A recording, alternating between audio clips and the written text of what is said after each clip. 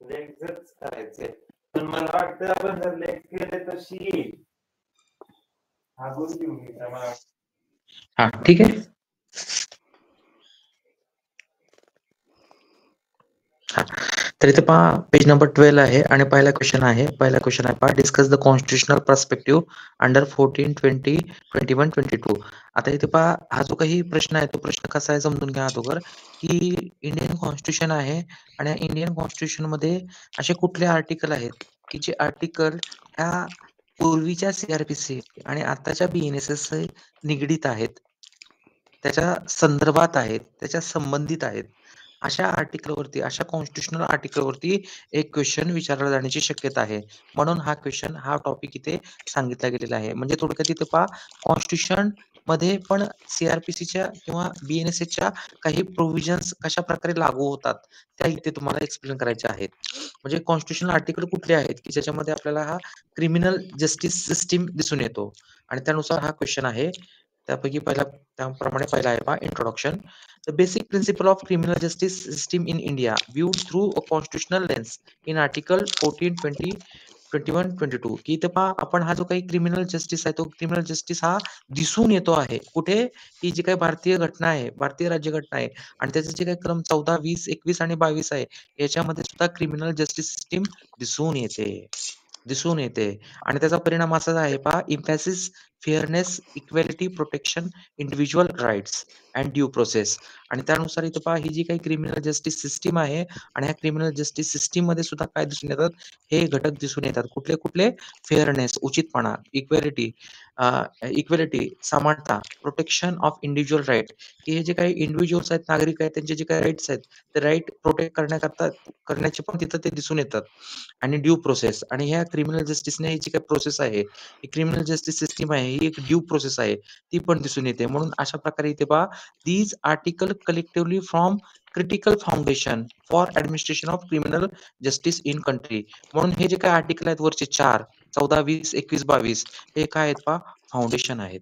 महत्वाचं एक आहे, पाया आहेत. कशाकरता? Administration of criminal justice in country. की भारतामध्ये हे जे काही क्रिमिनल जस्टिसचं ऍडमिनिस्ट्रेशन आहे त्याचा जो पाया आहे, हे पाया हे 4 आर्टिकल आहेत. हे 4 कलम आहेत. पुढे BNSS 2023 procedural or adjective law आणि हा जो काही बीएनएसएस आहे, पूर्वीचा सीआरपीसी आताचा बीएनएसएस हा कसा आहे? प्रोसिजरल लॉ आहे, की याच्यामध्ये फक्त आणि फक्त प्रोसिजर सांगण्यात आलेली आहे, प्रक्रिया सांगण्यात आलेली आहे.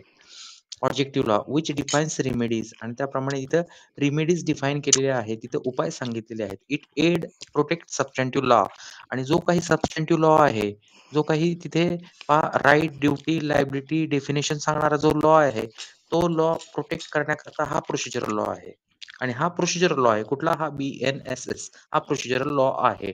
आणि ह्या प्रोसिजर लॉ असल्यामुळे इथं त्याचे फंक्शन सांगितलेले आहेत. फंक्शन्स काय आहेत पहा? The function of procedural law is fourfold. 4 प्रकार आहेत त्याचे फंक्शनचे. तर पहिला प्रकार आहे पहा, टू सिलेक्ट प्रॉपर ज्युडिक्शन. बीएनएसएस आहे आणि त्याप्रमाणे इथं पहा की ह्या बीएनएसएसचं पहिलं फंक्शन काय आहे, की टू सिलेक्ट प्रॉपर ज्युरिस्डिक्शन. आता ही क्रिमिनल जस्टिस सिस्टीम पाहत आहे आणि त्याप्रमाणे आपण पुढे जाऊन क्रिमिनल कोर्ट्स अभ्यासणार आहोत आणि एखाद्या क्रिमिनल कोर्ट आहे तर त्याला ज्युरिडिक्शन काय असेल, त्याला न्यायाधिकार क्षेत्र काय असेल. म्हणजे जसं की आपल्याला माहित आहे की एखादा ऑफेन्स झाला तर त्या त्या कोर्टामध्ये तो काय होतो, ट्राय होतो. ती केस होते, ती ट्रायल होते, ती ट्रायल कंडक्ट होते आणि मग आता ती ट्रायल कंडक्ट करण्याकरता जे काही मॅजिस्ट्रेट आहेत, त्या मॅजिस्ट्रेटला जे काही अधिकार आहेत, ते अधिकार कुठे आहेत? तर ते अधिकार इथं ह्या बीएनएसएस मध्ये आहेत. म्हणून हे ज्युरिडिक्शन सांगणारा हा लॉ आहे, हा प्रोसिजरल लॉ आहे. काय? ज्युरिस्डिक्शन. प्रॉपर ज्युरिडिक्शन सांगणारा हा लॉ आहे. मग तुम्ही म्हणाल मग कसं ज्युरिडिक्शन सांगणार? तर इथं पुढे जाऊन आपण पुढचा जो चॅप्टर आहे तो चॅप्टर आहे पहा, hierarchy of criminal court in India. की भारत आहे, भारतामध्ये हे जे काही क्रिमिनल कोर्ट्स आहेत, त्याची जी काही हायरार्की आहे, ती हायरार्की आपण तिथे अभ्यासणार आहोत. जसं की तुम्हाला थोडक्यात माहित पण असेल की इथे पहा, ज्युडिशियल मॅजिस्ट्रेट सेकंड क्लास. हां. Judicial magistrate second class, judicial magistrate first class. त्याच्यानंतर येतो पहा चीफ ज्युडिशियल मॅजिस्ट्रेट. त्याच्यानंतर येतो पहा सेशन जज. त्याच्यानंतर येतो पहा हायकोर्ट, त्याच्यानंतर येतो सुप्रीम कोर्ट, अशी ही हायरार्की आहे. ती हायरार्की आपण पुढच्या चॅप्टरमध्ये पाहणार आहोत. पण थोडक्यात इथं पहा, पहिलं हे फंक्शन आहे प्रॉपर ज्युडिक्शन सांगायचं. दुसरं कोर्ट आहे पहा. To ascertain appropriate court, to ascertain appropriate court, की जे काही योग्य कोर्ट आहे हे निश्चित करून देण्याचं काम ह्या BNSSचं आहे. टू असर्टन अप्रोप्रिएट कोर्ट, की जसं की तुम्हाला सांगा माहीत आहे पहा, एखादा जर कॉग्निझेबल ऑफेन्स आहे आणि त्या संदर्भात आपण पुढे पाहणारच आहोत. कॉग्निझेबल ऑफेन्स आहे आणि तो जो ऑफेन्स आहे, तो ऑफेन्स कसा आहे पहा, कॉग्निझेबल वॉरंट केस आहे. वॉरंट केस ट्रायल आहे आणि तो वॉरंट केस ट्रायल आहे आणि किंवा तो ऑफेन्स कॉग्निझेबल आहे. त्याला पनिशमेंट 7 वर्षापर्यंत आहे आणि तो ऑफेन्स कुठे ट्राय होईल? त्या ऑफेन्सची ट्रायल कुठल्या कोर्टामध्ये ट्रायल होईल? सेशनला. आता इथे का म्हणलं तुम्ही? कसं काय सांगितलं की कारण सेशन? त्याचं ज्युरिडिक्शन 7 वर्ष शिक्षेनुसार ज्युरिडिक्शन. येस. मग हे कुठे आहे? तर हे सगळं ह्या BNSSमध्ये सांगितलेलं आहे. म्हणजे हे अप्रोप्रिएट कोर्ट कसे आहेत? हे कसं ठरवलं जातं? हे कसे निश्चित केले जातं? ते पण ह्या BNSSमध्ये सांगितलेलं आहे. त्याच्यानंतर तिसरा हा जो काही फंक्शन आहे या BNSSचं, तर ते आहे पहा, to set in motion machinery of justice. ही जी काही मशिनरी ऑफ जस्टिस आहे, त्याला गती मिळवण्याचं, टू सेट इन मोशन, ती सुरू करण्याची, ती स्टार्ट करण्याची. जसं की पहा एक डेकॉइटी झालेली आहे. एक डेकॉइटी झालेली आहे, एक मर्डर झालेला आहे किंवा कुठलाही कॉग्निझेबल ऑफेन्स झालेला आहे आणि त्या संदर्भात इन्फॉर्मेशन ही पोलिसांना मिळालेली आहे. पोलिसांना मिळालेली आहे. आता मला सांगा, की मग तिथे काय होतं? पोलीस काय करतात? त्या घटनास्थळी जातात. घटनास्थळी जातात आणि तिथे तो तपास चालू करतात. तपास चालू करतात. म्हणजे काय झालं पहा, तिसरा पॉइंट वाचा. To set motion, to set motion in machinery of justice. ही मशिनरी ऑफ जस्टिस आहे, ती काय झाली पहा, सेट इन मोशन झाली. सुरुवात झाली त्याची.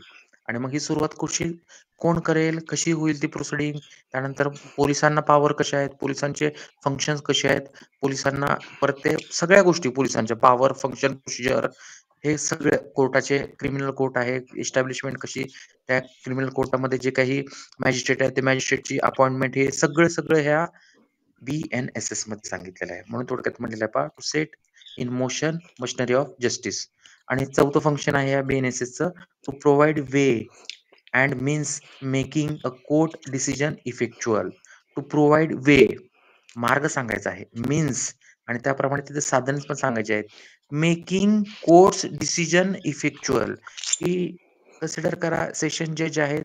सेशन जज समोर काय झालेलं आहे पहा, एक कॉग्निझेबल ऑफेन्स आहे, त्याची ट्रायल कंडक्ट झालेली आहे आणि सेशन जजने त्यामध्ये कन्व्हिक्शन दिलेलं आहे. आता इथं पहा, कन्व्हिक्शन दिलं तर तिथे संपलं का? पुढे काय होतं? कन्सिडर करा, कन्व्हिक्शन दिलेलं आहे. 7 वर्षाची शिक्षा ठोठावण्यात आलेली आहे. पुढे काय होतं त्याचं? मग त्याला तुरुंगात पाठवतात पोलीस आणि मग त्यांनी ते शिक्षा भोगायची असते. मग ते जे काही सेंटेन्स आहे, त्याचं जे काही इफेक्च्युएट आहे, म्हणजे ते अंमलात आणायचं आहे. अंमलबजावणी. येस. जसं की आपण पाठीमागच्या सेमिस्टरमध्ये आपण CPC पाहिला. CPCमध्ये डिग्री पाहिली, डिग्रीचं परत एक्झिक्युशन पाहिलं. एक्झिक्युशन पण पाहिलं. दोन्हीही CPCमध्ये सांगितलंय का? 20 मध्ये डिग्रीची डेफिनिशन सांगितली आणि 21 मध्ये हो. 20 ऑर्डरमध्ये. एक्झिक्युशन.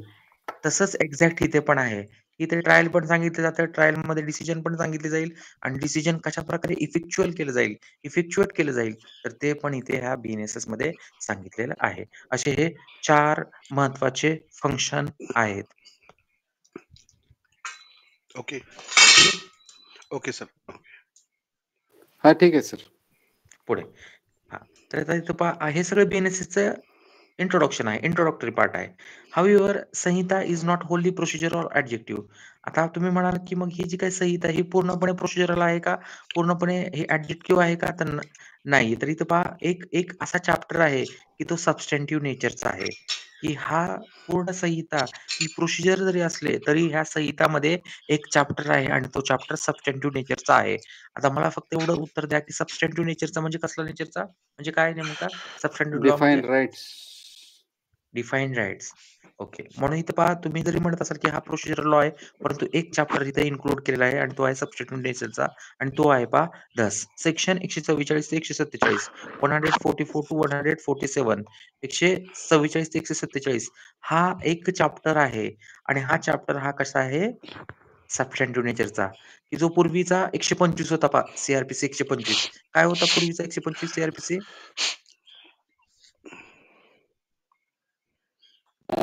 मेंटेनन्स.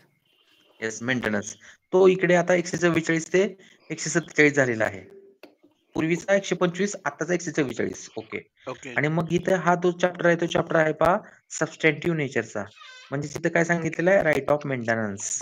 आणि मेंटेनन्स कोणाकोणाला आहे पहा वाईफ चिल्ड्रन आणि इथं ओल्ड एज पॅरेंट अशा ह्या तिघांना हा मेंटेनन्स या सेक्शन 144 ते 147 मधून मिळतो आहे. म्हणून तो एकमेव चॅप्टर हा सबस्टॅन्टिव्ह नेचरचा आहे. अदरवाईज हा सगळा प्रोसिजरल लॉ आहे. ती सगळी संहिता ही प्रोसिजरल आहे.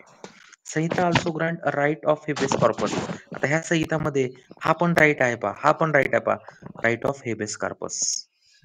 राईट ऑफ हेबेस कॉर्पस हा राईट अवेलेबल आहे. त्यानंतर राईट ऑफ अपील. ह्या संहितामध्ये राईट ऑफ अपील सुद्धा अवेलेबल आहे. Is likely to available under the Sanhita. ह्या संहितामध्येच आहे. एकतर हेबेस कॉर्पसचा राईट टू अपील संहितामध्ये आहे. Not only does Bharatiya Nagarik Suraksha Sanhita supplement to सबस्टॅन्टिव्ह and criminal law. त्याप्रमाणे इथं पहा हा जो काही सबस्टॅन्टिव्ह लॉ आहे तर त्याला हा सप्लिमेंट असा लॉ आहे. कुठला? अच्छा, जसं की आपण सबस्टॅन्टिव्ह लॉ बरेच आहेत पहा आयपीसी आहे, त्यानंतर बरेच आहेत. तर त्याला हा सप्लिमेंट अशा हा चॅप्टर आहे. त्यातल्या काही प्रोव्हिजन्स ह्या बीएनएसएस मधल्या काही प्रोव्हिजन ह्या सप्लिमेंट स्वरूपाच्या आहेत. ओके. आणि पुढे म्हणलेलं आहे पहा laid down a procedure mainly dealt with chapter refer to trial and section referring appeal reference revision. आणि ह्या संहितामध्ये आणखीन चॅप्टर बनवले गेलेले आहेत आणि ते चॅप्टर कशाशी निगडीत आहेत? अपील संदर्भात. जसं की आपण सीपीसी मध्ये पण अपील पाहिलं तसं इथे पण अपील आहे. जसं की आपण सीपीसी मध्ये पण रेफरन्स पाहिला, रिव्हिजन पाहिलं, तसं ह्या बीएनएसएस मध्ये सुद्धा रेफरन्स आहे, रिव्हिजन आहे. But also prescribe substantive rules and prevention of offence. आणि ह्याच्यामध्ये सुद्धा काय आहे पहा काही सबस्टॅन्टिव्ह नेचरचे रूल्स आहेत आणि ते रूल्स बनवले गेलेले आहेत पहा प्रिव्हेन्शन ऑफ ऑफेन्स प्रिव्हेंट करण्याकरता काही रूल्स बनवले गेलेले आहेत. द संहिता also prescribe rules for disposal of property. की एखादी प्रॉपर्टी डिस्पोजल करण्याकरता काही रूल्स आहेत तर ते रूल्स सुद्धा इथे या संहितेमध्ये सांगितलेले आहेत. हेन्स संहिता is not a purely objective or procedure law.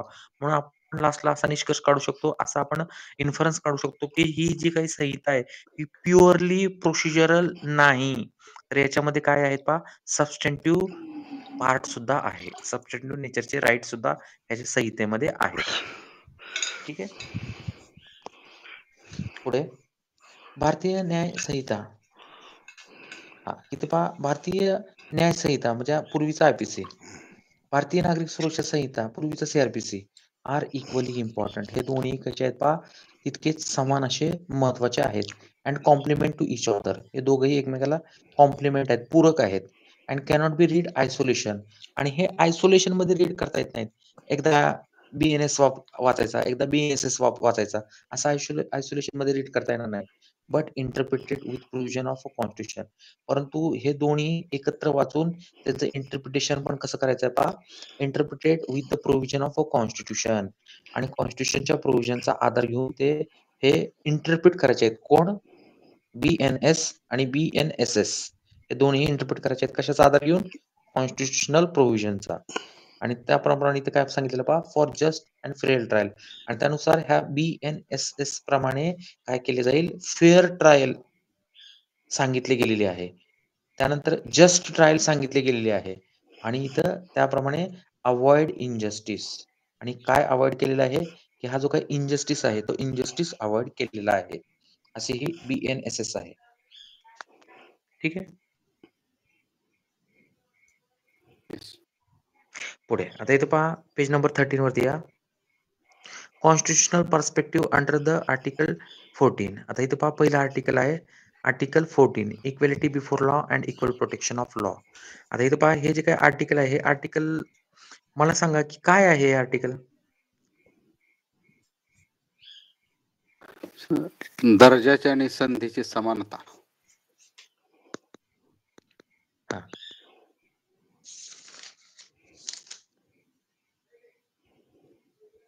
Fundamental right. आपण मोस्टली इक्वल ट्रीटमेंट देणार. आता इथं पहा आपण जर ह्या आर्टिकलला जर इथे ह्या बीएनएसएस बरोबर जर लिंक करायचं झालं जोडायचं झालं तर इथं पहा मला सांगा की प्रेसिडेंट आहे प्रेसिडेंट ऑफ इंडिया आणि एक पिऊन आहे एक पिऊन आहे आणि ह्या दोघांवरती पण काय आहे पहा BNS प्रमाणे काही चार्जेस लावलेले आहेत आणि त्याप्रमाणे ऑफेन्स झालेला आहे असं त्याच्यावरती ॲलिगेशन आहे. तर मला सांगा की ह्या BNSS चे जे काही प्रोव्हिजन्स आहेत त्या प्रेसिडेंटला वेगळ्या आणि त्या पिऊनला वेगळ्या नाही, असं असेल का? नाही. दोघांना सेम असेल, इक्वल असेल. Equal law. Equal law. हां, मग त्याप्रमाणे हे आर्टिकल तेच सांगत आहे. काय पहा equality before law and equal protection of law. तर इथं पहा कायद्यासमोर सर्वजण समान आहेत. Equality before law. कायद्यासमोर सर्वजण समान आहेत. इक्वल प्रोटेक्शन ऑफ लॉ आणि कायद्याचं सर्वांना समान प्रोटेक्शन आहे. कायद्याचं सर्वांना समान प्रोटेक्शन आहे. त्याप्रमाणे इथं पहा एखादा व्यक्ती आहे आणि तो व्यक्ती कसा आहे पहा हां, की त्याचं डिस्क्रिमिनेशन करता येणार नाही. कोणत्या ग्राउंडवरती race, religion, wealth, social status or political influence ह्या ग्राउंडवरती काय होणार नाहीये? डिस्क्रिमिनेशन होणार नाही. आणि आपण जर ह्या BNSSला जर तो लिंक केला, तर जी काही ट्रायल ही कोणाचीही मग तो कुठल्याही रेसचा असेल, रिलिजनचा असेल, वेल्थ कशी असेल त्याची किंवा सोशल स्टेटस काय असेल, पॉलिटिकल इन्फ्लुअन्स काय असेल, कसाही असेल, तर तिथं पहा ही जी काही ट्रायल आहे, ही ट्रायल BNSS प्रमाणे ही इक्वल असेल. जशी एकाला असेल तशीच दुसऱ्याला पण तीच असेल. त्याच ह्या BNSSच्या सेक्शन तसेच ॲप्लिकेबल होतील. याच्यामध्ये कुठेही डिफरन्शिएशन नसणार आहे, कुठेही क्लासिफिकेशन नसणार आहे. नाही, बिलकुल नाही. इथं एक सर्वांना समान आहे, इक्वल आहे. ठीक आहे. पहिला पॅरा वाचू फक्त आणि त्याप्रमाणे इथं पहा तीच आयडिया पुढे लागू करायची आहे पहा, की काय म्हटलं पहा article 14 of constitution provides that state शाल डिनाय एनी पर्सन की स्टेटने डिनाय करायचं नाही, कुठल्याही व्यक्तीला डिनाय करायचं नाही, नाकारायचं नाहीये. Equality before law and equal protection of law. की स्टेटने इक्वल प्रोटेक्शन ऑफ लॉ आणि इक्वॅलिटी बिफोर लॉ नाकारायचं नाही. विदिन टेरिटरी ऑफ इंडिया भारतामध्ये. Article 14 uses two expression. ह्या 14 मध्ये 2 एक्सप्रेशन सांगितलेले आहेत. पहिलं एक्सप्रेशन आहे इक्वॅलिटी बिफोर लॉ. की कायद्यासमोर सगळेजण समान आहेत. Equality before law which implies की हे असं दर्शवतं अब्सेन्स ऑफ स्पेशल प्रिव्हिलेज की कोणालाही विशेष अधिकार नाहीत. अब्सेन्स ऑफ स्पेशल प्रिव्हिलेज विशेष प्रिव्हिलेज विशेष अधिकार हे कोणालाही नाहीत. इन फेवर ऑफ इंडिव्हिज्युअल कुठल्याही इंडिव्हिज्युअलला नाहीत. And equal subject to all classes of ordinary law आणि प्रत्येक जण हा सब्जेक्ट टू ऑर्डिनरी लॉ की प्रत्येकाला हा ऑर्डिनरी लॉ लागू असेल. कोणीही ह्या लॉ पासून काय नसेल एक्झम्प्ट नसेल. प्रत्येकाला हा ऑर्डिनरी लॉ हा लागू असेल. म्हणून म्हटलेलं आहे पहा हां. Equal subject of all classes of ordinary law and equal protection of law which implies equality treatment in equal circumstances. Equal circumstances असेल तर equal treatment असेल. Equal circumstances असेल तर equal treatment असेल.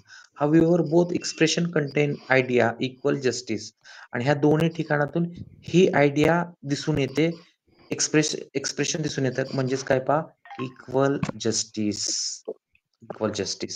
And mean one and the same thing equality before law. म्हणजेच एकच गोष्ट तिथं दिसून येते कुठली इक्वॅलिटी बिफोर लॉ की कायद्यासमोर सर्वजण समान आहेत. पुढे तर इथे पहा हे आर्टिकल 14 परत एक्सप्लेन केलेलं आहे. तर ते पहा परत एक्सप्लेन करायची गरज आहे का? नाही त्याच्यात काय उत्तर अपेक्षित आहे तेवढंच सांगत चला. काय आम्हाला एवढं आवश्यकता नाही. हां, तर इथे पहा आर्टिकल 14 मध्ये तुम्हाला सांगायचं आहे equality before law, equal protection of law. त्याप्रमाणे कोणालाही प्रत्येकाला काय केलं जाईल पहा इक्वल ट्रीट केलं जाईल इक्वल सर्कमस्टन्सेस मध्ये. आणि मग त्याचाच लिंक इथं आपण जर BNSSला लावला तर काय होणार आहे जसं की तेच उदाहरण द्यायचं कुठलं प्रेसिडेंटचं आणि पिऊनचं ओके. की ते एक ऑफेन्स हा BNSS प्रमाणे प्रेसिडेंट कडून झाला तर त्याच BNSSच्या प्रोव्हिजन लागू होणार आहेत आणि पिऊन कडून झाला तरी तसंच तो जी काही ट्रायल आहे ती ट्रायल तशीच कंडक्ट केली जाणार आहे. कुठल्याही प्रकारचं स्पेशल प्रिव्हिलेजेस मिळणार नाही. असं ते क्वेश्चन आहे. इथे खालून 3रा पॅराग्राफ आहे. हां. तर ते म्हणते की उमा रेंज नाही आहे का? Is not absolute rule. Protections आहेत तर त्याच्या का थांबा एक मिनिट. आता येते आवाज? हा येत हॅलो.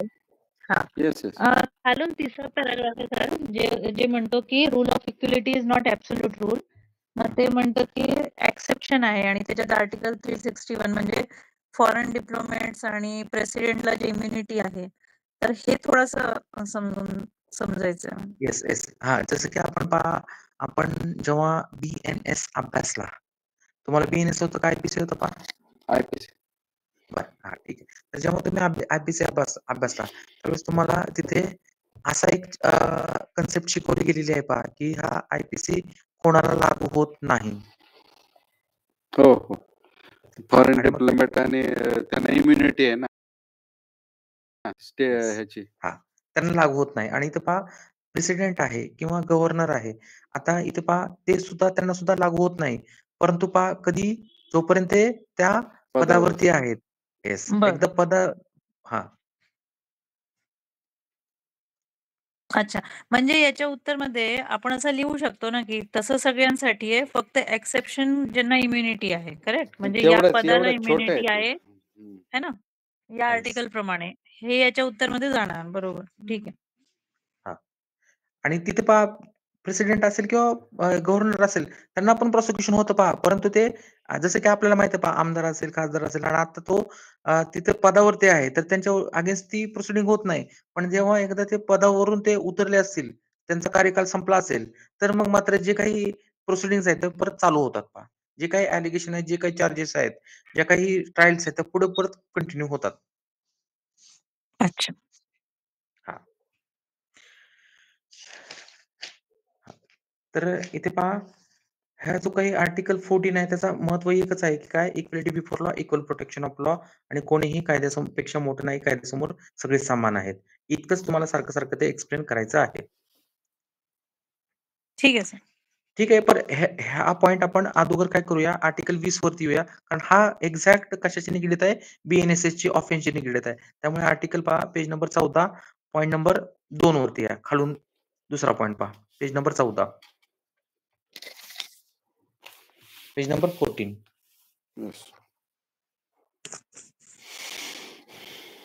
हां. आता इथे आर्टिकल 20 आहे, आर्टिकल 20 आहे आणि हे एक्झॅक्ट आता इथे BNSSचे जे काही प्रिन्सिपल्स आहेत त्याच्यामध्ये हे इन्क्लूड केलेले आहेत. हे आर्टिकल इन्क्लूड केलेले आहेत.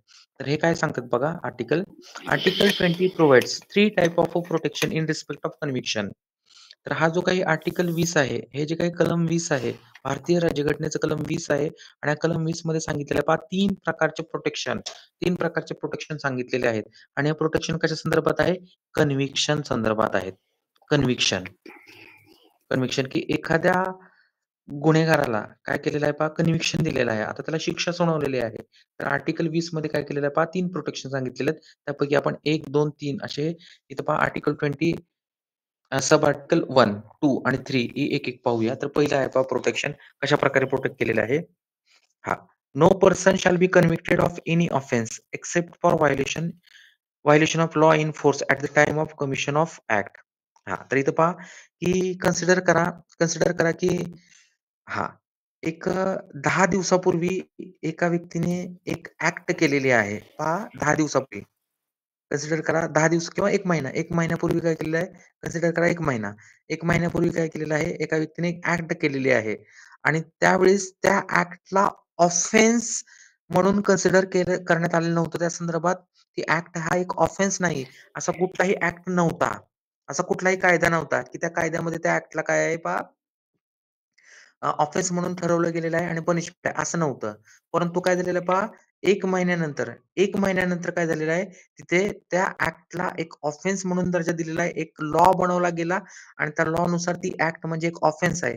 असं तिथे एक लॉ इन्फोर्स करण्यात आला. तर मला सांगा, की तो जो कोणी व्यक्ती आहे, 1 महिन्यापूर्वी त्याने ती ॲक्ट केली होती. त्या ॲक्टला ऑफेन्स म्हणून कन्सिडर करण्यात येईल का?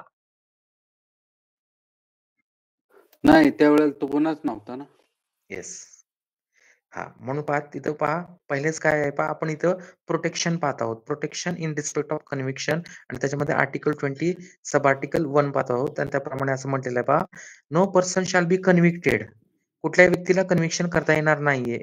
एनी ऑफेन्स त्या ऑफेन्स करता एक्सेप्ट व्हायोलेशन ऑफ लॉ, की जर त्यांनी व्हायोलेशन ऑफ लॉ केलं असेल तर त्याला कन्व्हिक्शन करा. त्यांनी जर व्हायोलेशन ऑफ लॉच केलं नसेल तर त्याला कन्व्हिक्शन करता येणार नाही. त्याला दोषी धरता येणार नाही. जर त्यांनी लॉच व्हायोलेट नाही केला तर त्याला दोषी धरता येणार नाही.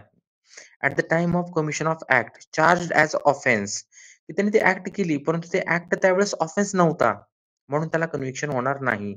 नॉट आणि त्याचबरोबर पहा, not given greater penalty than which might have inflicted under law in force at the commission of time of offence. परत एक उदाहरण घ्या, की इथं पहा एक डिसेंबर महिना आहे 2024 चा आणि ह्या डिसेंबर महिन्यामध्ये काय झालेलं आहे पहा, एका व्यक्तीने एक ऑफेन्स केलेला आहे डिसेंबर महिन्यामध्ये आणि त्या 2024 आहे, डिसेंबर महिना आहे आणि त्याच्यामध्ये एका व्यक्तीने ऑफेन्स केलेला आहे आणि त्या ऑफेन्सला पनिशमेंट आहे 1 वर्ष. त्या ऑफेन्सला पनिशमेंट आहे 1 वर्ष. आता त्याची ट्रायल कंडक्ट झालेली आहे, त्या ट्रायल कंडक्ट चालू आहे आणि आता काय झालेलं आहे 25 चालू आहे आणि ह्या 2025 मध्ये जानेवारी महिन्यात एक अमेंडमेंट आलेली आहे आणि त्या ऑफेन्सला जी पनिशमेंट आहे ती पनिशमेंट काय केलेली आहे 1 वर्षाच्या ऐवजी 2 वर्ष केलेली आहे. त्या पनिशमेंटमध्ये अमेंडमेंट झालेली आहे. त्या ॲक्टमध्ये काय झालेलं आहे, तो सेक्शन आहे, त्या सेक्शनमध्ये अमेंडमेंट झालेली आहे आणि अमेंडमेंटमध्ये 1 वर्षाच्या ऐवजी 2 वर्ष शिक्षा केलेली आहे. आता ही ट्रायल कंडक्ट होऊन इथे हा जो काही आरोपी आहे, या आरोपीला कन्व्हिक्शन द्यायचं आहे, शिक्षा द्यायची आहे. तर त्याला 2024 च्या प्रमाणे 1 वर्ष का 2025 च्या प्रमाणे 2 वर्ष अशी कुठली शिक्षा देण्यात येईल? जे होते तेच. कधी? गुन्हा करत असताना त्यावेळेला जेवढी शिक्षा होती तीच द्यायला पाहिजे. येस. मग परत इथं पहा म्हणलेलं आहे, परत हे एक प्रोटेक्शन आहे. पहा काय म्हणलेलं आहे पहा, पुढचा पॉइंट वाचा. "An offence and not given any greater penalty."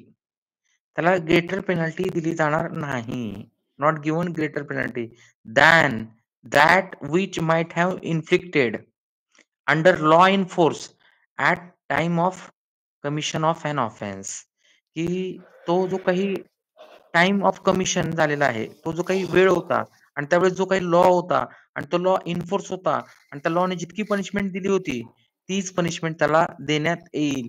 त्याच्यापेक्षा जास्त पनिशमेंट दिली जाणार नाही.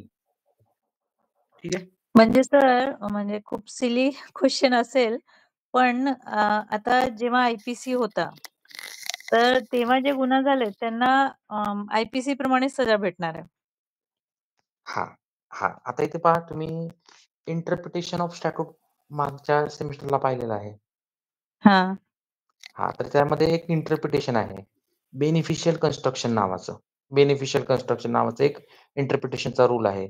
तर इथं पहा, शिक्षा जास्त होत असेल तर जुनी शिक्षा द्या आणि शिक्षामध्ये जर सूट होत असेल तर नवी शिक्षा द्या. अच्छा. म्हणजे नवीन कायद्यानुसार जर शिक्षा वाढत असेल तर मग जुनीच द्यायची असं ना? तेच उदाहरण घ्या. कमी शिक्षा द्यायची. तेच उदाहरण घ्या, की इथं पहा 2024ला डिसेंबर महिन्यात एका व्यक्तीने ऑफेन्स केला आणि त्याप्रमाणे त्याला शिक्षा होती 1 वर्ष. परंतु आता इथे पहा त्याची ट्रायल कंडक्ट चालू आहे आणि आता जानेवारीमध्ये अमेंडमेंट झाली आणि त्या 1 वर्षाच्या शिक्षेचं रूपांतर आता अमेंडमेंट होऊन 6 महिने केलं आहे.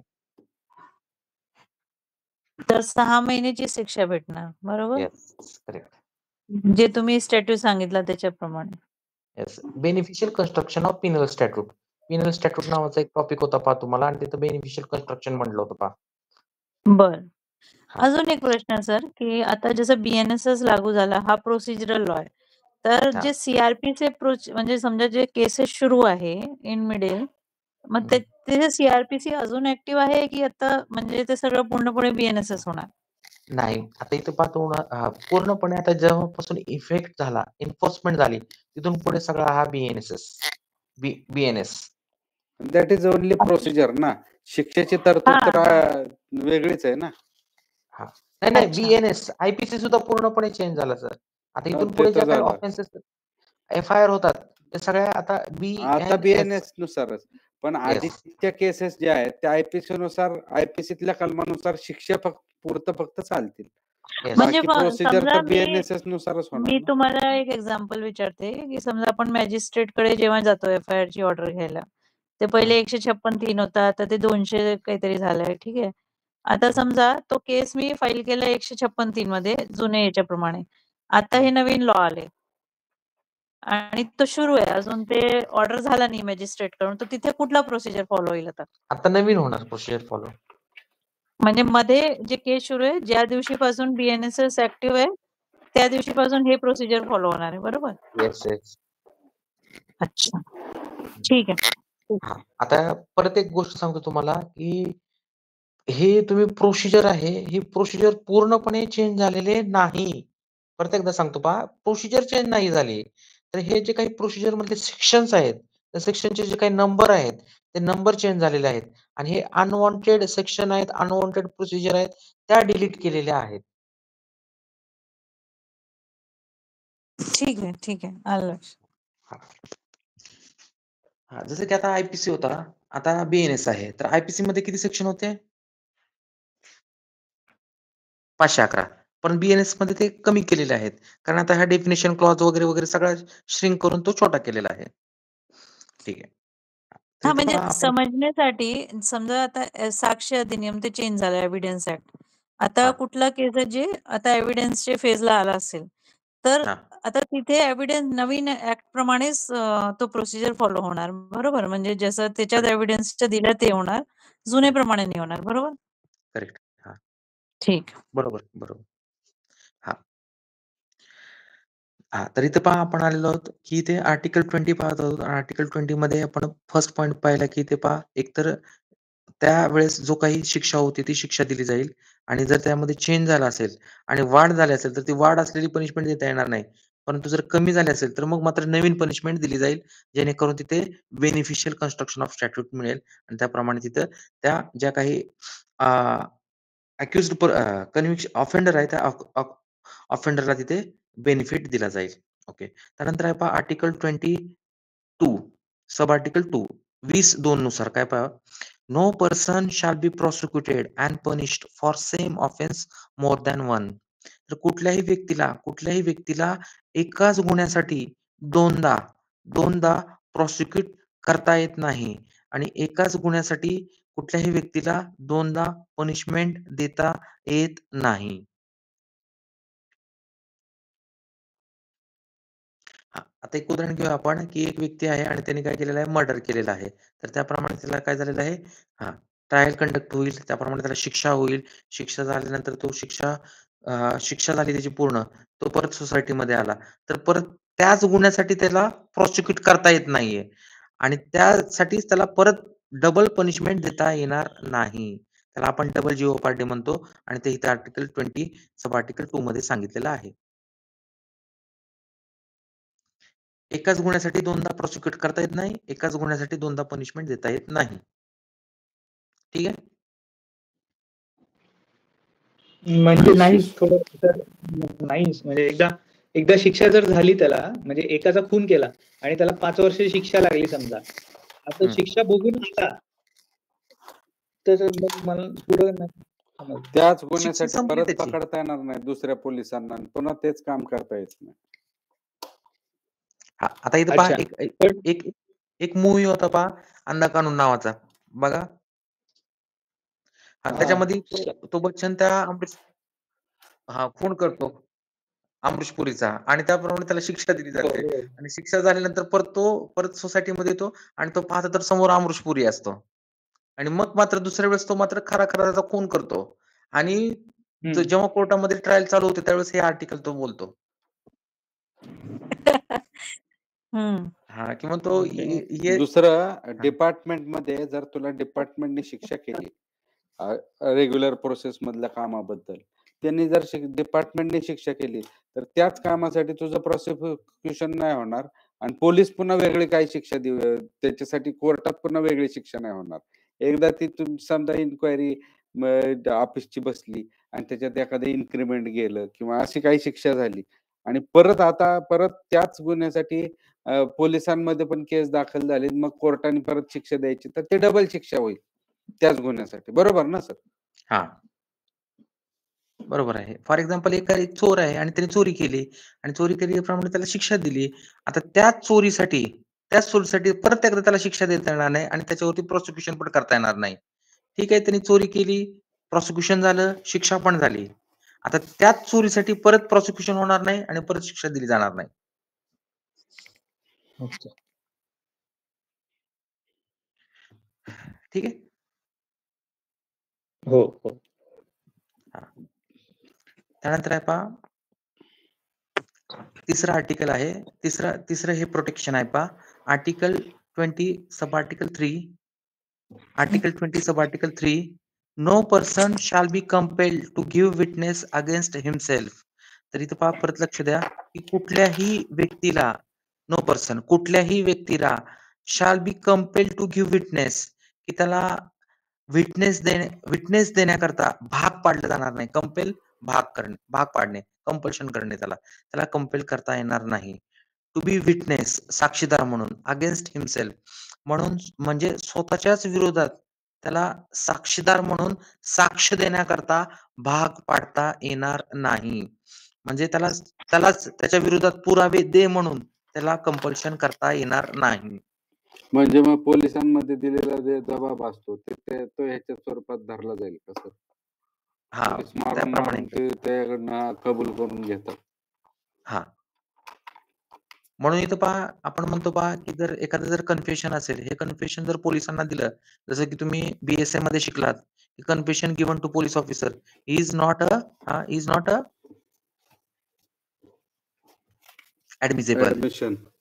ऍडमिसेबल. परंतु ते जर मॅजिस्ट्रेटला दिलं असेल तर ते ऍडमिसेबल आहे. परंतु पोलिसांना जर कन्फेशन पोलीस कस्टडीमध्ये दिलं असेल तर ते ऍडमिसेबल आहे का? तर तो सबस्टॅन्टिव्ह एव्हिडन्स आहे, कोरॅबोरेटिव्ह एव्हिडन्स आहे, परंतु तो ऍडमिसेबल एव्हिडन्स नाहीये.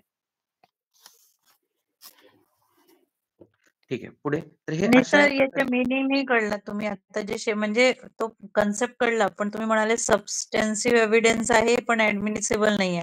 मग याच्यामध्ये काय फरक आहे सबस्टेन्सिव्ह आणि म्हणजे तो एक ठोस पुरावा आहे. तो सांगतो आहे पोलीस कस्टडीमध्ये सांगतोय की हो मी तो वेपन वापरलं, त्याप्रमाणे असा प्लॅन रचला, अशी मी डेकॉटी केली, असा मर्डर केला, असं तो सगळं सांगतो आहे. परंतु तो हा एक पुरावा म्हणून तो वापरला जाईल. एक ठोस पुरावा आहे, परंतु तो ऍडमिसेबल नाहीये. ऍडमिट नाही होणार. ऍज इट इज तो घेतला जाणार नाहीये. म्हणजे तशीच त्याचप्रमाणे जर कोर्टात पण ते बोलला तरच ऍडमिट होणार का? तरच ऍडमिट होईल. आणि ते कोर्टात जाऊन म्हणलं की नाही यांनी मला मारून घेतलं, याच्या माझ्याकडे येस, मी असं काही बोललोच नाही. करेक्ट. ठीक आहे. तर इथे पाच सांगायचा मुद्दा हा आहे की इथे आपण हे आर्टिकल 20 पाहिलं आणि त्याप्रमाणे इथं 3 सब आर्टिकल पाहिले आणि ह्या तिन्ही ठिकाणी काय केलेलं आहे, प्रोटेक्शन केलेलं आहे. प्रोटेक्शन, आणि हे प्रोटेक्शन कशा संदर्भात आहे, अगेन्स्ट कन्व्हिक्शन. ठीक आहे.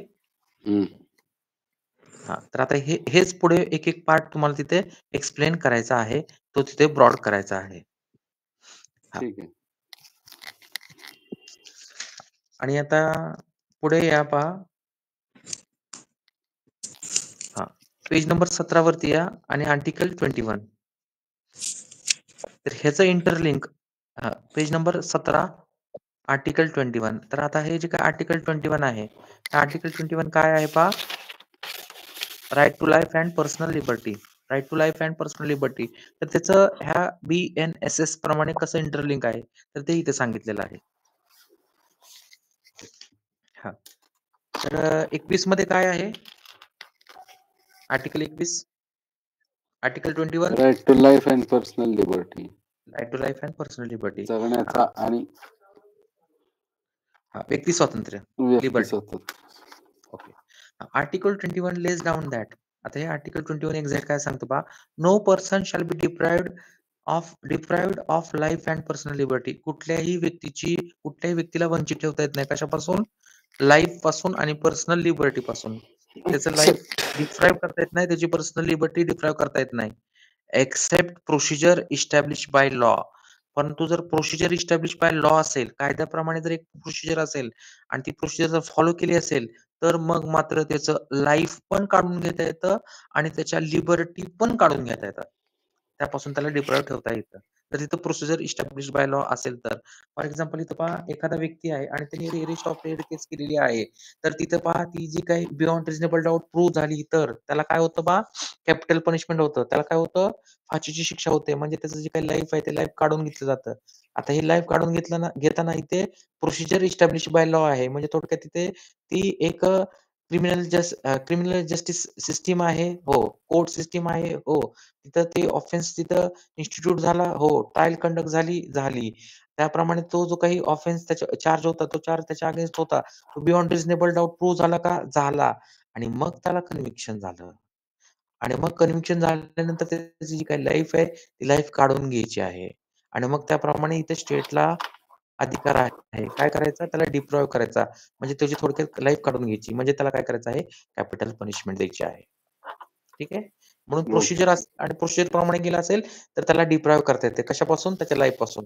त्याप्रमाणे प्रोसिजर आहे आणि प्रोसिजर पासून त्याची जी काही पर्सनल लिबर्टी आहे, त्या पर्सनल लिबर्टी पण काढून घेऊ शकतात. काढून घेता येते. जसं की पहा प्रत्येकाला इथं पहा काही जणांना काही पर्टिक्युलर एरियामधून जाण्याकरता त्यांना तिथं बंदी असते, मनाई असते. त्या पर्टिक्युलर स्टेटमध्ये, पर्टिक्युलर ठिकाणी. त्यानंतर काही काही व्यक्तींना पर्टिक्युलर राइट एक्सरसाइज करण्यापासून त्यांना मनाई केलेली असते.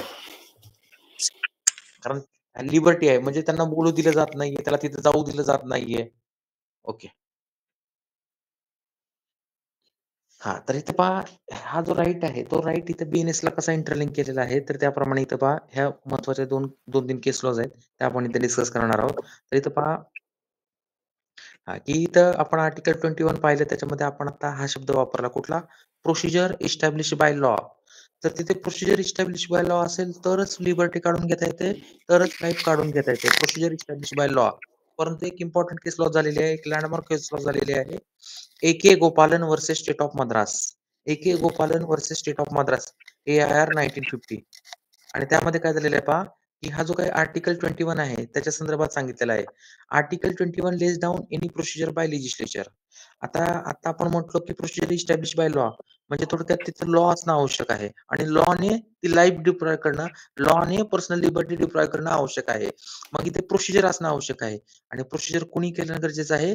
लेजिस्लेचरने, कायदे मंडळाने. आता जर तिथे लेजिस्लेशन नसेल तर ती प्रोसिजर इस्टॅब्लिश बाय लॉ आहे का? नाही. नाही. आणि मग जर ती प्रोसिजर इस्टॅब्लिश बाय लॉ नसेल आणि तिथे लाईफ काढून घेतली असेल आणि पर्सनल लिबर्टी काढून घेतली असेल, तर तिथे व्हायोलेशन ऑफ आर्टिकल 21 आहे. तिथे व्हायोलेशन ऑफ आर्टिकल 21 आहे. म्हणून प्रोसिजर असेल, इस्टॅब्लिश बाय लॉ असेल आणि त्याप्रमाणे लाईफ काढून घेतली, पर्सनल लिबर्टी काढून घेतली, तर व्हायोलेशन ऑफ आर्टिकल 21 नाही. ओके. म्हणून तिथं लेजिस्लेशन, तिथं कायदा असणं आवश्यक आहे. त्यानंतर आहे पहा पुढचा point, whether procedure should be fair and reasonable. आणि आता आपण म्हणतो की जी काही प्रोसिजर इस्टॅब्लिश बाय लॉ असं आपण म्हटलो, मग ती प्रोसिजर ही कशी असणं आवश्यक आहे पहा, फेअर. फेअरचा अर्थ आहे उचित. ती प्रोसिजर आहे, ती प्रोसिजर कशी असणं आवश्यक आहे? उचित. अँड रिझनेबल आणि ती रिझनेबल योग्य असणं आवश्यक आहे. तरच ती प्रोसिजर इस्टॅब्लिश बाय लॉ होईल आणि त्यानुसार तिथे ती जी काही व्यक्ती आहे, त्या व्यक्तीचा जो काही लाईफ आहे आणि पर्सनल लिबर्टी आहे त्यापासून त्याला डिप्राइव्ह करण्यात येईल. जर ती फेअर नसेल प्रोसिजर, रिझनेबल नसेल, तर तिथे त्याला डिप्राइव्ह करता येणार नाही. मग ही ज्या काही 2 गोष्टी आहेत, त्या ह्या ए.के. गोपालन केस लॉजमध्ये सांगितलेल्या आहे. तर त्याचे फॅक्ट बघू. A K. Gopalan was a famous leader, की हा ए.के. गोपालन हा कोण आहे? हा एक फेमस लीडर आहे. लीडर ऑफ वर्कर, कामगारांचा नेता आहे. हू वॉज डिटेन, की ह्याला काय केलं गेलेलं आहे? डिटेन केलेलं आहे. ह्याला बंदिस्त करून ठेवण्यात आलेलं आहे. त्याला डांबून ठेवण्यात आलेलं आहे. बाय एक्झिक्युटिव्ह कडून. तिथे कोण आहे तो? एक्झिक्युटिव्ह आहे. Executive. Under prevention detention act, की तो एक्झिक्युटिव्ह आहे. थोडक्यात आपण म्हणतो त्याला सर एक बहुतेक ते एक्झिक्युटिव्ह मॅजिस्ट्रेट असेल. हां, कारण एक्झिक्युटिव्ह आहे. प्रिव्हेंटिव्ह डिटेन्शन एक्झिक्युटिव्ह मॅजिस्ट्रेटकडे आहे ना? हां. हां, म्हणजे थोडक्यात तो एक्झिक्युटिव्हचा तो मेंबर आहे. एक्झिक्युटिव्हचा तो अधिकारी आहे. एक्झिक्युटिव्ह. ओके. आणि त्यांनी काय केलेलं आहे, हा प्रिव्हेंटिव्ह डिटेन्शन ॲक्ट आहे 1950 चा आणि त्या 1950 च्या ह्या ॲक्ट प्रमाणे हा ए.के. गोपालन हा कामगारांचा नेता आहे. त्याला डिटेन केलेला आहे. हां, डांबून ठेवलेला आहे. मग हा पिटिशनर आहे. हा पिटिशनर कोण? ए.के. गोपालन. त्यांनी काय केलेलं आहे? Challenge validity of preventive detention act आणि आता त्यांनी तो ॲक्टच चॅलेंज केला. तो पूर्ण जो ॲक्ट आहे, तो ॲक्टच त्यांनी काय केलेला आहे?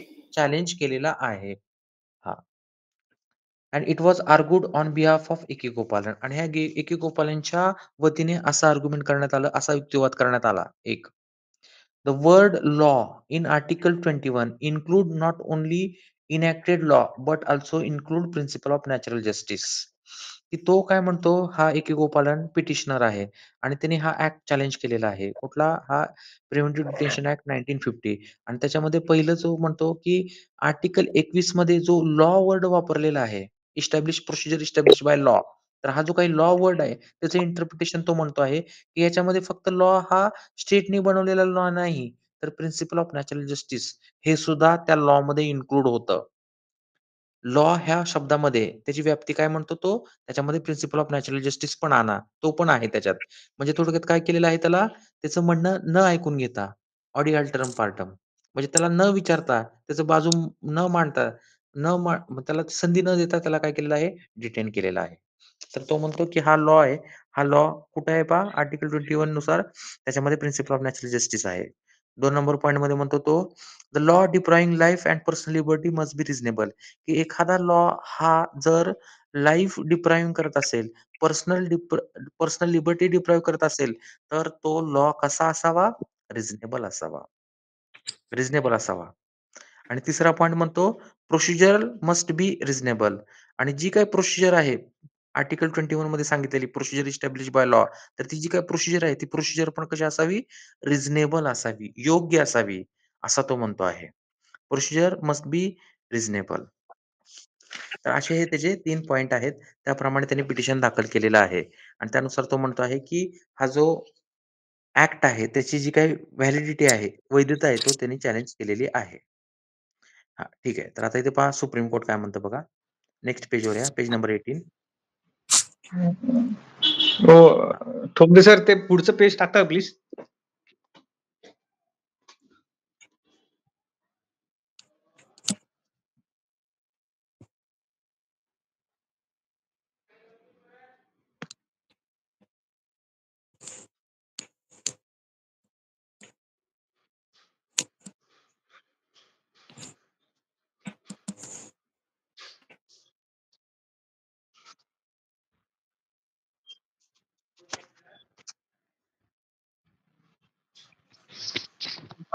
उमा भेजोगे की प्लीज?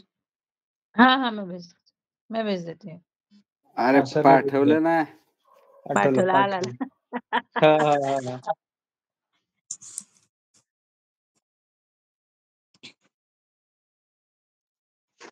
हा तर इथे पहा पेज नंबर 18 मध्ये काय म्हणलेलं पहा, की आता हा जो काही पिटिशनर आहे, कोण एक गोपालन, आणि त्याने त्याचे कंटेन्शन मांडलेले आहेत आणि त्याप्रमाणे इथे पहा सुप्रीम कोर्ट काय म्हणतं पहा, but supreme court reject all these argument. Supreme कोर्टाने काय केलेलं आहे पहा, हे जे काही त्याचे आर्ग्युमेंट आहेत हे सगळे रिजेक्ट केलेले आहेत. All these arguments on a ground, आणि कारण काय सांगितलेलं आहे पहा, the word law in article 21 does not include principle of natural justice.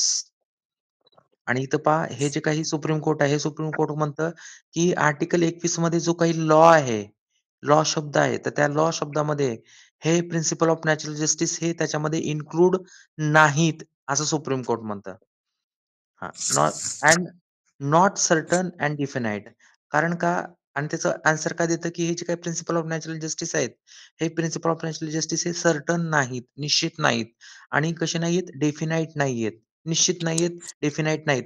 म्हणून ते आम्ही ह्या आर्टिकल 21 मध्ये जो लॉ शब्द वापरलेला आहे, त्याच्यामध्ये प्रिन्सिपल ऑफ नॅचरल जस्टिस घेतलेले नाहीत, असं हे सुप्रीम कोर्ट म्हणतं.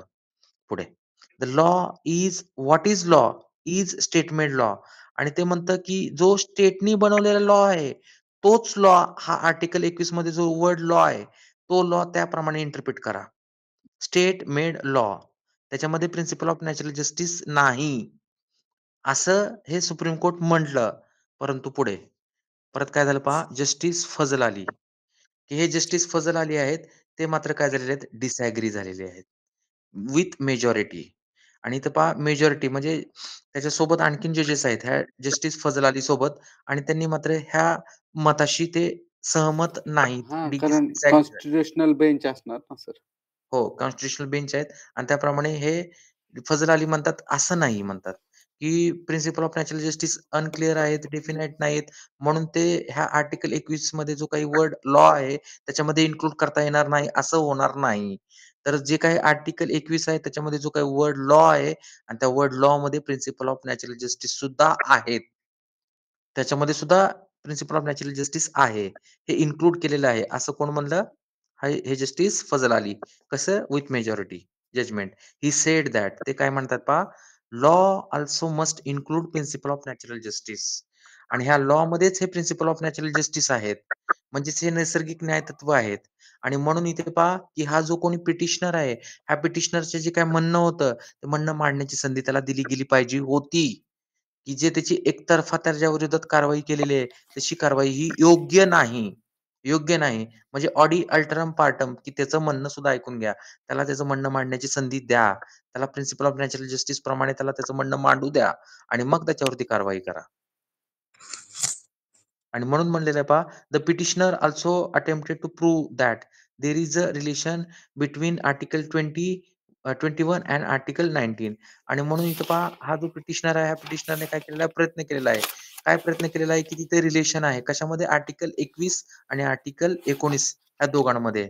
की त्यामध्ये तो म्हणतो आहे की त्या 19 मध्ये जे काही त्याला स्वातंत्र्य आहे, ते स्वातंत्र्य अभिव्यक्ती स्वातंत्र्य.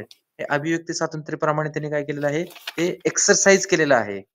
अभिव्यक्ती स्वातंत्र्य आर्टिकल 19.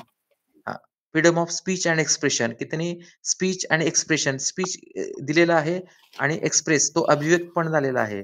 म्हणून तिथे दोघांमध्ये रिलेशन आहे असं तो म्हणतो आहे. Therefore while depriving life and personal liberty under law. म्हणून इथं पहा, जर एखादा जर लॉ असेल आणि लॉ प्रमाणे जर एखादी लाईफ डिप्लॉय करायची असेल, एखादी पर्सनल लिबर्टी डिप्लॉय करायची असेल तर तो लॉ कसा असावा पहा, त्या लॉवरती रिझनेबल रिस्ट्रिक्शन. तर त्या लॉवरती काय असणं आवश्यक आहे पहा, रिझनेबल रिस्ट्रिक्शन आवश्यक आहेत. आणि हे रिझनेबल रिस्ट्रिक्शन कुठे सांगितलेले आहेत? आर्टिकल 19 सब आर्टिकल 2 मध्ये 2 ते 6 2 ते 19 6 मध्ये हे रिस्ट्रिक्शन सांगितलेले आहेत. म्हणून तो म्हणतो की इथे हे इंटरलिंक करा 19 आणि 21 आणि ह्या 21 मध्ये सुद्धा रिस्ट्रिक्शन्स असायला हवेत. जे रिस्ट्रिक्शन्स 19 मध्ये आहेत, तेच रिस्ट्रिक्शन सुद्धा 21 मध्ये असणं आवश्यक आहे, असं तो म्हणतो आहे. ठीक आहे? ठीक आहे. हां, म्हणून इथं पहा परत आता काय झालेलं आहे, अप्रोच काय झाला, की एकिकोपलन was very strict and narrow. की तर हे जे काही जजेस आहेत, जजेस in एकिकोपलन case was very strict and narrow, too much literal and पॉझिटिव्हिस्ट. आणि हा जो काही अप्रोच होता त्यांचा खूप नॅरो होता आणि लिटरल होता, शब्दशः होता आणि पॉझिटिव्हिस्ट होता. कारण इथं पहा प्रिन्सिपल ऑफ नॅचरल जस्टिसला ह्या सुरुवातीला काय केलं होतं, ह्या सुप्रीम कोर्टाने रिजेक्ट केलं होतं आणि स्टेट मेड लॉ फक्त लॉ आहे असं समजण्यात आलं होतं. असं हे लिटरल इंटरप्रिटेशन केलं होतं त्यांनी. आणि म्हणून इथं पहा म्हणलेलं आहे परत नंतर The law affecting life and liberty could not be declared unconstitutional merely ground that contain principle of natural justice and reasonable procedure in एकेगोपालन. म्हणजे थोडक्यात इथं पहा की एखादा लॉ हा जर एखाद्याचं लाईफ अफेक्ट करणार असेल, पर्सनल लिबर्टी अफेक्ट करणार असेल, तर इथं पहा तो कसा असेल पहा, अनकॉन्स्टिट्युशनल असेल, अनकॉन्स्टिट्युशनल असेल. केवळ ह्या गोष्टीवरती की त्याच्यामध्ये प्रिन्सिपल ऑफ नॅचरल जस्टिस नाही.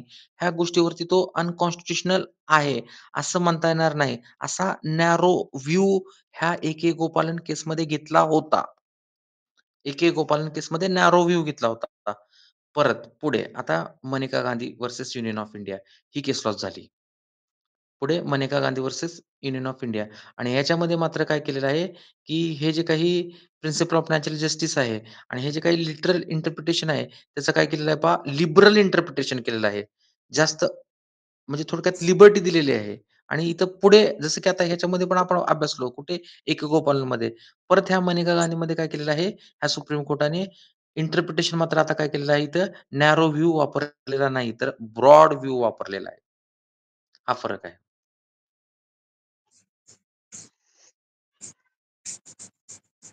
ठीक आहे, पुढे कंटिन्यू करूया ना? येस. चालेल ना सर. आता इथं पहा आता आपण म्हटलो की नॅरो व्ह्यू वापरला कुठे एक ओपन केसमध्ये. आता ब्रॉड व्ह्यू वापरलेला आहे मनिका गांधीमध्ये. तर आता मनिका गांधीची केस आपण बघूया. It is a landmark case laws. आता ही मनिका गांधीची केस कशी आहे पहा, लँडमार्क केस लॉज आहे. Post emergency period. Post emergency period. हां, की आता ही कधी झालेली आहे पहा, पोस्ट नंतरहून इमर्जन्सी पिरियड आणीबाणीच्या नंतरची ही लँडमार्क केस लॉज आहे. आता हे काय फॅक्ट आहे ते सांगितलेलं आहे सुरुवातीला. She was journalist. ती कोण आहे? जर्नलिस्ट आहे. Therefore decided to go abroad आणि त्यामुळे तिने काय केलेलं आहे, ठरवलेलं आहे. कुठे जायचं आहे तिला? अब्रॉडला जायचं आहे. अब्रॉडला जायचं आहे, परदेशी जायचं आहे. Her passport was impounded by passport authority आणि तिचा जो काही पासपोर्ट आहे, तो पासपोर्ट काय केलेला आहे? इम्पाउंड जप्त केलेला आहे बाय पासपोर्ट अथॉरिटी. पासपोर्ट अथॉरिटीने तिचा जो पासपोर्ट आहे तो जप्त केलेला आहे. Under section 10 subsection 3C of passport act 1967. 1967 चा पासपोर्ट ऍक्ट आहे आणि त्याचं सेक्शन 10(3) आहे. त्याप्रमाणे तिचा जो काही पासपोर्ट आहे तो काय केलेला आहे? इम्पाउंड केलेला आहे. On a ground of general interest of public आणि तिला कारण सांगितलं, की तो जो काही तिचा पासपोर्ट जप्त केलेला आहे, त्याचं तिला ग्राउंड सांगितलं, कारण सांगितलं आणि कारण हे आहे जनरल इंटरेस्ट ऑफ पब्लिक. काय कारण सांगितलं तिला? General interest of public. ह्या लोकांचं हित बघून, जनरल इंटरेस्ट बघून, की त्याच्यानुसार लोकांच्या हितासाठी तिचा पासपोर्ट जप्त केलेला आहे, असं सांगितलेलं आहे. विदाऊट गिव्हिंग हर शो कॉज नोटीस आणि तो पासपोर्ट जप्त करत असताना त्याच्या अगोदर, जप्त करण्याच्या अगोदर तिला कुठल्याही प्रकारची शो कॉज नोटीस दिलेली नव्हती. कारणे दाखवा नोटीस तिला दिलेली नाही. That is opportunity being heard. तिला कशाही प्रकारची संधी देण्यात आली नव्हती, की तिचं म्हणणं तिला सांगण्याची संधीच दिली गेलेली नाही. पुढे शी चॅलेंज्ड द ऍक्ट. तिने काय केलं? ती जी काही ऍक्ट आहे, ती ऍक्ट काय केली? चॅलेंज केली. म्हणजे ही इम्पाउंड करण्याची जी काही ऍक्ट आहे, ती ऍक्ट चॅलेंज केली ऑन अ ग्राउंड दॅट आणि तिने सांगितलं, की हे कारण आहेत, की त्यानुसार मी चॅलेंज करते आहे आणि त्या संदर्भात तिने कारण सांगितलं, की माझं व्हायोलेशन ऑफ आर्टिकल 19, 21 आणि 14 माझं आर्टिकल 19, 21 आणि 14 नुसार मला जे काही फंडामेंटल राइट दिलेले आहेत, ते फंडामेंटल राइट माझे ब्रीच झालेले आहेत आणि ही जी काही ऍक्ट आहे, ती ऍक्ट कशी काय ह्या सगळ्या राइटचा माझ्या भंग करत आहे. Her argument was law and procedure depriving personal liberty must be reasonable आणि तिचं जी काय आर्ग्युमेंट आहे, त्या आर्ग्युमेंटमध्ये ती काय म्हणते आहे, की जो लॉ आणि जी प्रोसिजर आहे, पर्सनल लिबर्टी डिप्राइव्ह करणारी, जो लॉ आणि जो प्रोसिजर पर्सनल लिबर्टी डिप्राइव्ह करणारी, तो लॉ आणि ती प्रोसिजर कशी असावी? रिझनेबल असावी. रिझनेबल योग्य असावी. आता जसं की पहा कुठल्या ऍक्ट प्रमाणे तिच्यावरती कारवाई झालेली आहे? Passport act. ओके. तर तो रिझनेबल असावा असं तिचं म्हणणं आहे. त्यानंतर तिचं पासपोर्ट जप्त केल्यामुळे तिला जे परदेशी जायची तिची जी काही ती घटना आहे ती झाली नाही. करू दिली नाही. म्हणून ती म्हणते, की ती जी काही घटना आहे त्याच्यावरती जी काही बंधन आहेत ती कशी आहेत पहा रिझनेबल असावी. योग्य असे बंधन असले पाहिजे. कारण तिची लिबर्टी त्याच्यामुळे काय झालेली आहे डिप्राइव्ह झालेली आहे. आणि म्हणून इथं पहा इफ रिस्ट्रिक्शन्स आर इम्पोज्ड की जर तुम्हाला रिस्ट्रिक्शन तिथे इम्पोज करायचे असेल तर we have see reasonable restriction. मग ते रिझनेबल कसे असावे? रिझनेबल असावे. रिस्ट्रिक्शन इम्पोज करायचे असेल करा. परंतु ते रिस्ट्रिक्शन कसे असावे? रिझनेबल असावे. आणि ते कुठे सांगितलेले असावे पहा 19(2), 19(6) मध्ये सांगितलेले आहेत पहा. आर्टिकल 19 मध्ये सांगितलेले आहेत. तर तसे जे काही रिस्ट्रिक्शन्स आहेत, ते तसे रिस्ट्रिक्शन योग्य असले पाहिजे. तरच ते रिस्ट्रिक्शन इम्पोज करा, असं ती म्हणते. Therefore there is a link between article 19 and 21. म्हणून ती परत एकदा ती जसं एक गोपालांनी पण म्हटलंय, की रिस्ट्रिक्शन्स पाहिजे. रिस्ट्रिक्शन्स 21 आणि 19 जोडा. तसं ही पण म्हणते, की 21 आणि 19 जोडा. त्यांचं इंटरलिंकेशन करा, असं ती म्हणते. आणि म्हणून म्हटलेलं पहा the passport act 1967 does not include procedure, की हे जे काही पासपोर्ट ऍक्ट आहे त्यानुसार त्यांनी काही इम्पाउंड करायची जी काही प्रोसिजर केलेली आहे, त्याच्यामध्ये कुठलीही प्रोसिजर त्यांनी सांगितली नाही. Of giving show cause notice आणि कुठलीही शो कॉज नोटीस दिलेली नाही. अँड हेन्स आणि म्हणून ती म्हणते, की ही जी काही प्रोसिजर आहे, कुठली पासपोर्ट जप्त करण्याची, ही प्रोसिजर कशी आहे? Not just. जस्ट न्याय्य नाहीये, फेअर उचित नाहीये, रिझनेबल योग्य नाहीये, असं ती म्हणते. पुढे finally contention of petitioner were accepted आणि आता मात्र इथे मात्र ह्या मनिका गांधी केसमध्ये मात्र तिचं जे काही कंटेन्शन आहे, तिचं जे काही म्हणणं आहे, ते मात्र कोर्टाने एक्सेप्ट केलेलं आहे. आणि मग इथे मात्र काय केलेलं आहे पहा, कोर्ट हेल्ड दॅट आणि कोर्टाने डिसिजन दिलं. कोर्टाने आता खालील डिसिजन 4 प्रकारचे हे हे जे काही लँडमार्क जजमेंट आहेत, हे ज्या लँडमार्क प्रिन्सिपल्स आहेत, ते प्रिन्सिपल इथे सांगितलेले आहेत. त्यातलं पहिलं प्रिन्सिपल आहे पहा, law depriving life and personal liberty must be just, fair and reasonable. की एखादा कायदा हा जर लाईफ डिप्रायव्ह करत असेल, पर्सनली लिबर्टी डिप्रायव्ह करत असेल, तर तो कायदा हा जस्ट असावा, फेअर असावा आणि रिझनेबल असावा. पहिलं प्रिन्सिपल. मग इथं पहा, ह्या मनेका गांधी केसमध्ये कुठला लॉ होता? कुठला ऍक्ट होता? Passport act. हां. मग इथं पहा, पहिल्या प्रिन्सिपल नुसार तो कसा असावा? Just, fair fair, and reasonable. Reasonable. Reasonable. हां. आता तिचं म्हणणं होतं, की हा जस्ट, फेअर, रिझनेबल नाहीये. आता ती तशी का म्हणाली? कारण तिला संधी देण्यात आली होती का? तिचं म्हणणं ऐकून घेण्याची पासपोर्ट अथॉरिटीकडून? शो कॉज नोटीस काढली नाही, होती का जप्त करण्याच्या अगोदर? नाही. हां, म्हणून तिचं म्हणणं आहे, की कुठलाही लॉ जर एखादा लाईफ डिप्रायव्ह करत असेल, पर्सनल लिबर्टी डिप्रायव्ह करत असेल, तर तो जस्ट असावा, फेअर असावा आणि रिझनेबल असावा. पुढे. त्यानंतर आपण दुसरं प्रिन्सिपल सांगितलेलं आहे, procedural taking away life and personal liberty must be just, reasonable and हां, तर इथे पहा प्रोसिजर पण पहिला प्रिन्सिपल म्हणलं, की लॉ जस्ट, फेअर, रिझनेबल असावा आणि दुसऱ्या पॉइंटमध्ये सांगितलेलं आहे, ती प्रोसिजर आहे. प्रोसिजर. ती प्रोसिजर सुद्धा कशी असावी? Just, fair, reasonable. ठीक आहे?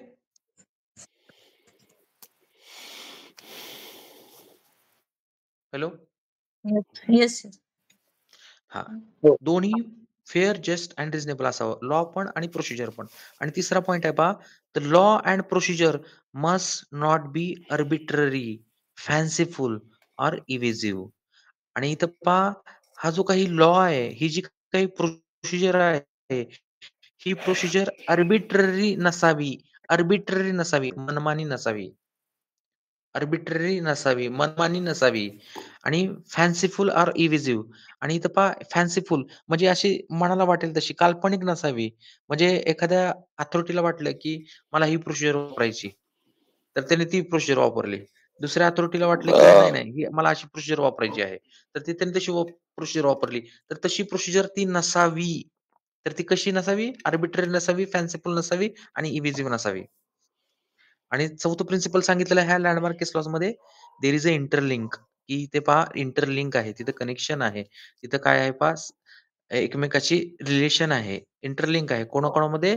आर्टिकल 19 आणि 21, 19 आणि 21 ह्या दोघांमध्ये इंटरलिंक आहेत. No article of constitution can be read in isolation. आणि 19 आयसोलेशनमध्ये आणि 21 आयसोलेशनमध्ये वाचता येणार नाही. हे वाचायचं असतं तर दोघाला एकमेकाशी इंटरलिंक करूनच वाचावं लागणार आहे. That is separately. हे सेपरेटली वाचता येणार नाही.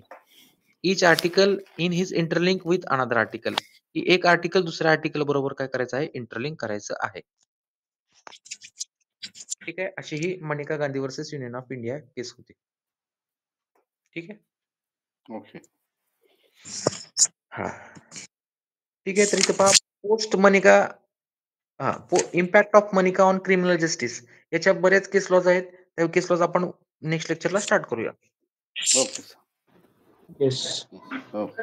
थँक्यू. ठीक आहे. म्हणजे हा पहिला क्वेश्चन तिथे संपून जाईल. हो. सर उद्या बियाण्याचं असणार?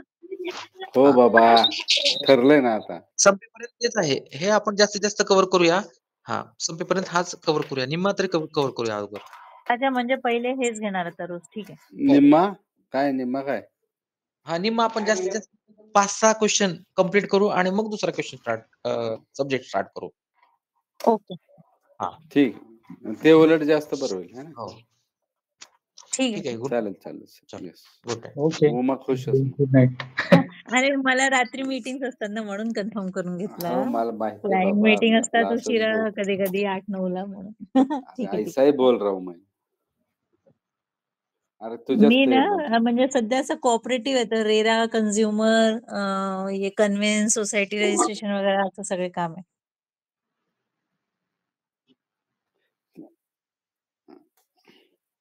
कोऑपरेटिव्ह असं तुम्ही म्हणू शकता, मोठा एक फील्ड. म्हणजे जर तुम्ही कुठले लॉचे याच्यात कुठले प्रॅक्टिस आहे, तर कोऑपरेटिव्ह ऍक्ट, रेरा, कन्झ्युमर आणि मग सिव्हिलचे केसेस आहे.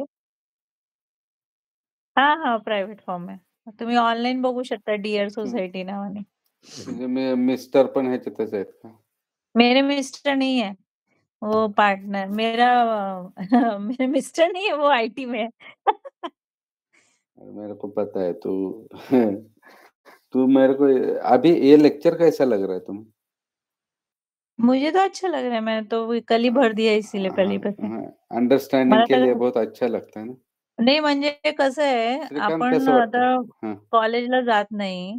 मग आपल्याला पेपर पास करणं वेगळं आहे, पण कन्सेप्ट तर कळले पाहिजे ना. बेसिक प्रश्न म्हणजे उत्तर भेटले पाहिजे, चांगलं आहे. हां आणि व्यवस्थित बाबा ते आपण काय विचारलं तर सगळं डिटेल समजतं. काय श्रीकांत बरोबर नाही. ना? बरोबर सर. मला पण लिंक शेअर करा, ते पैसे भरून टाकतो. हो, त्या ये ग्रुपलाच उमा शेअर आहे. मी करतेस. री-फॉरवर्ड करते तिथेच. हां, ते. हां. सुयोग चांगलं आहे, तुम्ही चांगलं शोधून काढलं. हां मला ना. फायदा झाला.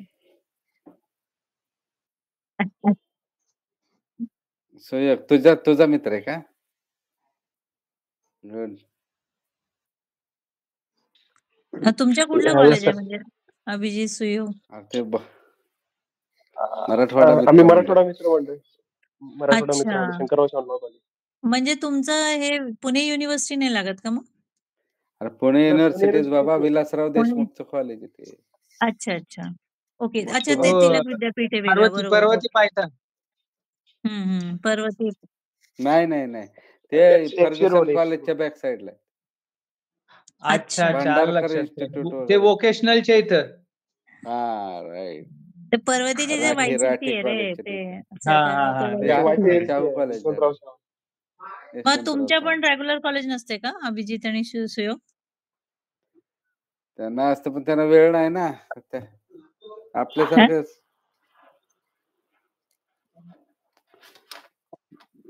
बरं, आम्ही कधीच रेग्युलरली नाही गेलो. इरेग्युलर झालेत ते. आम्ही कधीच आम्ही रेग्युलरली इरेग्युलर आहोत. हं. हं. मी HR ला आहे. हां. नाही. मी हेल्थ केअरला आहे.